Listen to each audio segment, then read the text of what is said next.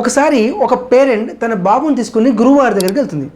గురుగారు, మా బాబు ఆటపాటలు అన్నీ ఫస్ట్ ఉన్నారు కానీ చదువులో చాలా లాస్ట్గా ఉన్నాడు, ఏమడిగినా నాకు అంతా తెలుసు అంటాడు. ప్లీజ్ గురుగారు, ఇతను ఒక దారిలో పెట్టండి అంటారు. ఆ గురుగారు, మీ బాబుని ఒక నెల ఇక్కడ వదిలేసి వెళ్ళండి అమ్మా అంటారు. ఆ మదరు తన బాబుని గురువుగారి దగ్గర వదిలి వెళ్ళిపోతుంది. అయితే ఈ బాబు క్లాస్లో చాలా డిస్టర్బెన్స్ చేస్తూ ఉంటాడు. పక్కన పిల్లల్ని ఎప్పుడు ఆట పట్టిస్తూ ఉంటాడు. ఎవరు చదువుతున్నా వాళ్ళని చదవనివ్వకుండా ఏదో ఒకవైపు డిస్ట్రాక్ట్ చేస్తూ ఉంటాడు. ఇవన్నీ అబ్జర్వ్ చేసిన గురుగారు ఆ బాబును ఒకసారి దగ్గర పిలిపించి, నాన్న పక్కన జగ్గు ఉంది, ఆ జగ్గులో హాట్ వాటర్ ఉన్నాయి, ఆ హాట్ వాటర్ని కింద ఉన్న కప్పులో వేయి అంటారు. ఈ బాబు ఆ నీళ్ళని ఆ కప్పులో వేస్తూ ఉంటాడు. కాసేపటికి ఆ కప్పు నిండిపోతూ ఉంటుంది.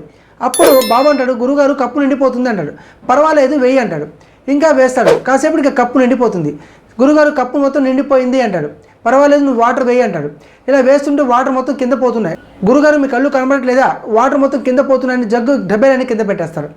అప్పుడు గురుగారు లేచి చెప్తారు, ఎప్పుడైతే ఆ కప్పు ఖాళీగా ఉందో అప్పుడు వాటర్ వేస్తే తీసుకుంది, ఎప్పుడైతే ఆ కప్పు ఫిల్ అయిపోయిందో వాటర్ మొత్తం కిందకి వెళ్ళిపోయింది.